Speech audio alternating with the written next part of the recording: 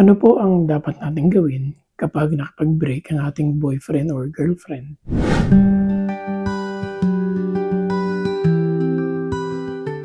Tunay po na masakit ang ganitong sitwasyon lalo na sa taong gusto pang ituloy ang kanilang relationship pero yung partner nila ay ayaw na.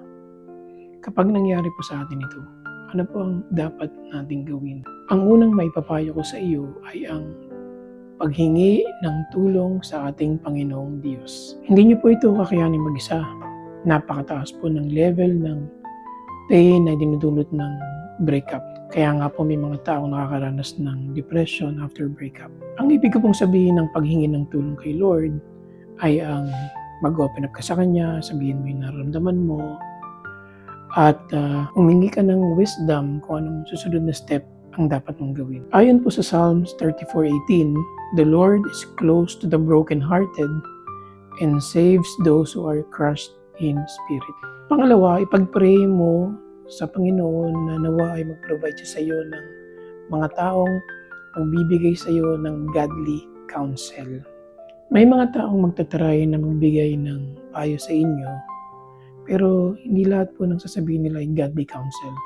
Meron dyan magsasabi ng, "Halika, mag-inuman tayo para malimutan mo ang problema mo." Kung tayo po ay nagbabasa ng Biblia, mafi-filter po natin na ang ganitong klaseng mga payo ay mali po.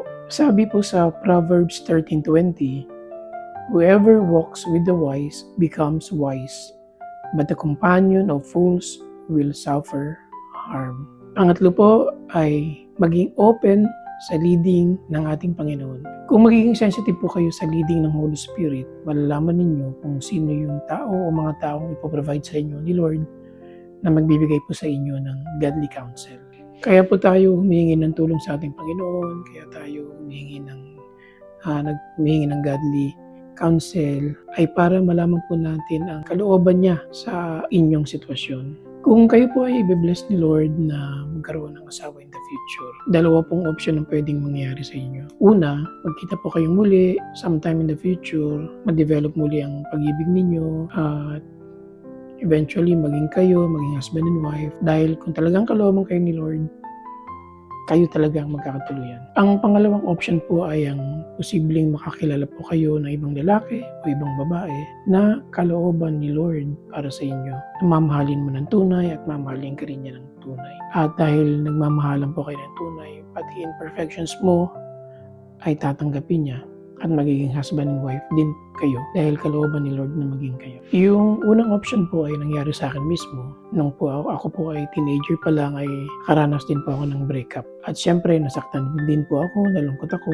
Pero eventually nagkita rin kami one time sa isang birthday party ng classmate namin. At kami po ay na-develop muli sa isa't isa hanggang sa kami po ay ikasal at siya po ang naging misis ko. Pero paano kung option 2 ang kalooban ni Lord para sa iyo?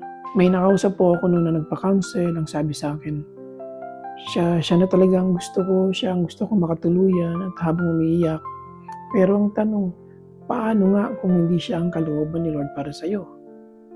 Pagpipilitan mo ba ang gusto mo or susundin mo ang kalooban ni Lord? Ang panalangin ko po sa inyo ay nawa ay sumunod kayo sa kalooban ni Lord dahil siya po ang nakakaalam ng pinakamabuti para sa atin. Pangapat po ay humingi kayo ng wisdom kay Lord kung paano kayo magkakaroon ng emotional healing. Medyo mahaba pong topic na ito kaya sa susunod pag-uusapan po natin ito ang iba't ibang paraan kung paano tayo magkakaroon ng emotional healing. Sana nakatulong po sa inyo ang mga payong ito. God bless po.